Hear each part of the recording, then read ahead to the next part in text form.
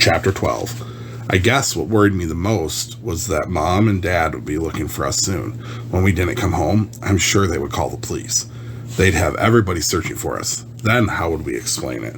I mean, there's no way that they would believe that we were on some strange island looking for a key. That is if we made it home. I guess if we wanted to see Mom and Dad and our friends again, we'd have to find the stone key. So, where do we look? How do we find it? I asked. The great Tutworth shook his head. His long, gray hair swished from side to side. I am afraid that is something even I do not know. I know that the key is somewhere deep inside Skull Mountain, and that is all. There was that mountain again. Skull Mountain. I didn't even like the sound of it.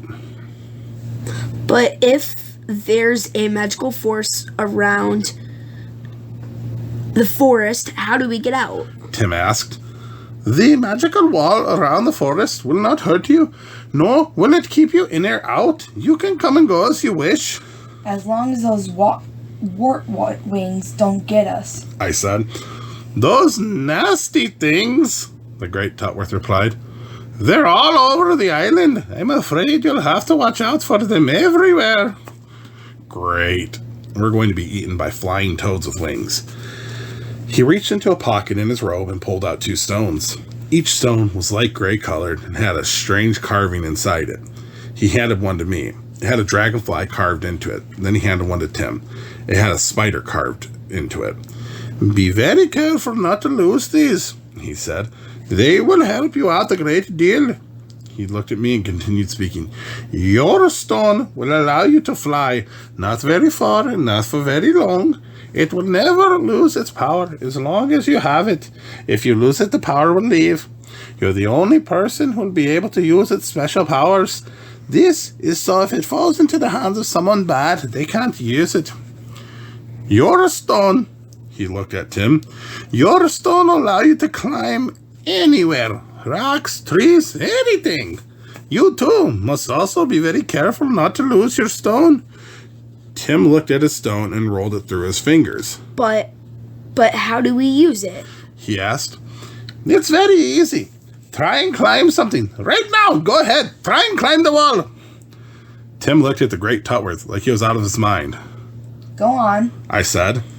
Reluctantly, Tim walked over to a wall, unconvinced that a simple little stone was going to allow him to climb like a spider. He looked back at me, then at the great Tutworth. Try it, the Miracle Maker urged. Tim placed his hands on the wall. There was really nothing for him to grab hold of, but he tried anyway. It worked. Tim was suddenly climbing off the wall like Spider-Man. He started laughing as he went up and down the wall, back and forth, sideways and upside down. Wow. Tim exclaimed. It's like my hands stick right to the wall. I don't even have to hold on very tight. Now try the ceiling, the great Tutworth said, smiling. Tim climbed up to the ceiling, and sure enough, he was able to climb along the flat surface, completely upside down. This is great! He laughed. I laughed too. Tim leapt from the ceiling and landed on his feet on the floor. Cool, he said. And now, the great Tutworth said to me, try yours! I was nervous. Really nervous. I mean, I've never flown before, and I'm pretty sure you haven't either. Once I flew on a plane, but I was in a seat and there were a bunch of other people on board. How does it work? I asked. Do I flap my arms? The great Tutworth exploded into a fit of laughter. Of course not, he said, trying to contain himself. I didn't know what was so funny. I mean, I've never used a stone to fly before. Just concentrate on being weightless, on being up in the air, he said. And so I did. Imagine my surprise when all of a sudden I found myself off the ground. Tim clapped his hands. That's really cool, he said. I was able to float around the room, almost like I was swimming in the air. I touched the ceiling, the walls, then flew to the other side of the room and then back to the floor again. It was great. But, the old man warned, you must be careful. You'll only be able to fly for a few moments at a time. Then you'll not be able to use it again for another day. It takes a lot of energy to fly. The poor little stone is not capable of holding any more power. It must rest and recharge before it is used again. But it may prove to be very useful if you find yourself in danger. I was about to ask him something, but suddenly the great Tutworth's eyes grew wide. "Goodness!" he cried. "You must be on your way right now! This very minute!" He seemed panicked as he sprang for the door. He unlatched the bolt, quickly opened the door, and peered outside. He stared out for a few moments. "All clear!" he said finally. What's the matter? I asked. Why do we have to leave all of a sudden? "It's getting dark. Anyone who remains in the captive forest after nightfall becomes a prisoner. But there's still time. You must leave immediately." The great Tutworth began to walk along a stone path that wound along a small creek. The water in the creek was clear and sparkly as it jutted around corners and over rocks. The Miracle Maker walked quickly, and Tim and I followed him. Finally, he stopped at a spot next to the creek. "Here," he said. "This is where you can get out safely." Where? Tim asked. I was curious too. I didn't know what the man meant. "In the water. There's a passageway in the water. When you jump in, the currents will pull you deep. But don't be afraid. You'll come up quickly, and when you do, you'll be on the other side of the island." "Huh? The other side of the island?" Huh? Why can't we just walk over? Tim's voice was interrupted by a shrill cry from the sky. I didn't have to look to know what was coming.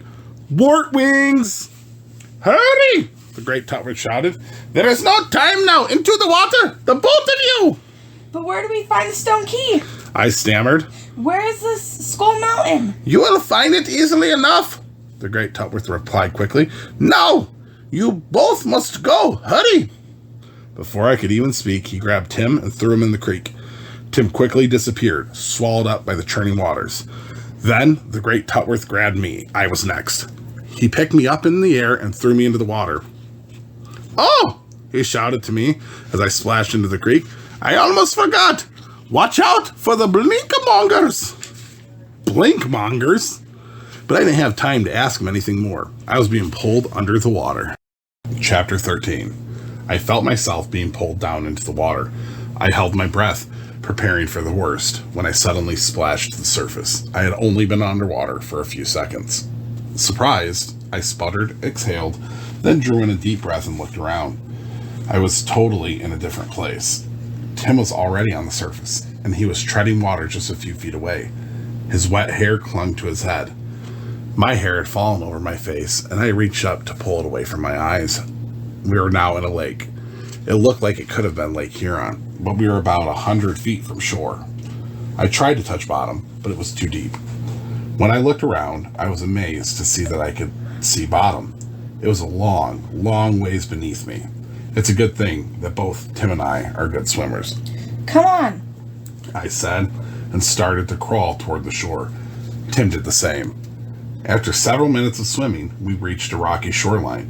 There were a lot of big boulders and stones. Some were as big as cars. Even bigger. Beyond the shore, I could see the towering pines and maple trees. It looked like it could actually be Mackinac Island. For a minute, I thought we were on Mackinac Island. That is, until I saw a movement behind some trees. Tim, I whispered frantically. look. I pointed in the direction of where I had seen the motion. Whatever it was looking the other way. I couldn't see it real well, and it hadn't seen us. Let's hide. Tim followed me over to a big rock. He peeked around one edge, and I peeked around the other. I could see more movement from behind the trees, and then the creature was in full view. When I saw it, I realized that I was definitely not on Mackinac Island. Chapter 14. I could see Tim below, still standing by the rock. His figure was getting smaller and smaller as the creature carried me higher into the air. I was way above the treetops, but I couldn't do anything. Wartwing's claws dug into my shoulder. There was nothing I could do. This was definitely not a good thing. Just then, something whizzed by my head. I couldn't see what it was, but I could tell the direction it came from. Another object suddenly hurled up from the ground. In a small clearing stood someone. A man, it looked like. He had a slingshot. He was shooting at me. One of the objects struck the Wartwing, and the creature let out a yell. Then I figured it out. The man on the ground wasn't shooting at me. He was aiming for the Wartwing. The next object hit the creature square in the nose. It screeched an awful, ear-piercing wail, and it let me go. Suddenly, I was falling through the air. I'm a goner. The wind whirled past, and I could hear my brother shouting something as I plummeted toward the ground. What was he saying? Then I could hear him. Fly! He was shouting. Fly! Just like the great Tutworth showed you. Let me tell you, if I ever needed that silly rock to work, it was now. I concentrated hard and felt my body slowing. It was working. It was really working. I began to fall slower and slower and slower. I could feel myself gaining control, gently lowering myself to the ground. And not a moment too soon either. By the time I gained full control of the fall, I was almost on the ground. Boy, I sure was glad I had that stone. Tim came running up to me. I thought that you were a goner for sure, He said. I thought he was going to hug me, but he didn't. Me too. I replied shakily. I thought that thing had me for good. Why did he let you go? Tim asked. I was about to tell him about the man with the slingshot when I heard some movement by the trees. We were still standing by the water's edge when a man suddenly appeared. Actually, I thought it was a man at first. But when he got closer, I could see that he was far too small. He was short and squat, with a beanie-type hat. It was a gnome. I mean, a real-life, honest-to-goodness gnome. Just like you'd expect a gnome to look like. He was wearing red bib overalls and wore a full beard and mustache. He looked like one of Snow White's 7 dwarfs. I wasn't sure if we should run or not, but I figured that we weren't in any danger. Besides, he had just saved my life. You two'd better be more careful, he said, approaching us. Forked wings are nasty, nasty things. Thank you for scaring him off. I said. All in a day's work, he replied. He stopped a few feet in front of us. He was tiny. He was probably no more than 2 feet tall. I have never seen anyone so small before. What are 2 kids like you doing here on the Isle of Mayhem? He asked. Well, it wasn't really our choice. I answered. I'm not sure how we got here, but we have to find the stone key before we can get home. His eyes grew huge, and he looked at me in amazement. The stone key? The stone key? Yes. I answered. The great Tutworth says that if we can find the key, he can go home, and so can we. No one has ever found the stone key, the little man responded. My heart sank. We have to find it. Tim spoke up. We have to, or else we will never get home. Well, you can try. There's been lots of people who've tried. Poor souls. Poor souls? I asked. What do you mean? They were never heard from again, he said, shaking his head. No one who's gone looking for the stone key has ever returned. This was not looking good. But we have to find it. I insisted. We just have to. The great Tutworth says that if it is somewhere inside the Skull Mountain, do you know how to get there? The gnome paused a minute. He looked at us like we were out of our minds. Then he turned and raised his arm. He pointed over the treetops. There. Both Tim and I looked in the direction he was pointing. Suddenly, we saw what he was talking about. I had thought it was a mountain of rock, but now that I had a closer look, I can make it out. What I saw sent chills through my body. It was a skull. The biggest skull I had ever seen. It must have been 10 stories high. It sat at the top of the mountain. Even from where we were, I could see the huge shape of wart wings swarming in the sky around it. What is that? I asked, but I already knew. I think I just had to ask because I didn't know what else to say. Skull Mountain, the most terrible, most wretched place on the Isle of Mayhem. That is where the key is. Somewhere inside the skull. Tim and I just stared. How were we going to get up there? Especially with all those wart wings flying around. Have you ever taken a test at school and just knew that you were going to fail? That's how I felt right then. Only 10 times worse.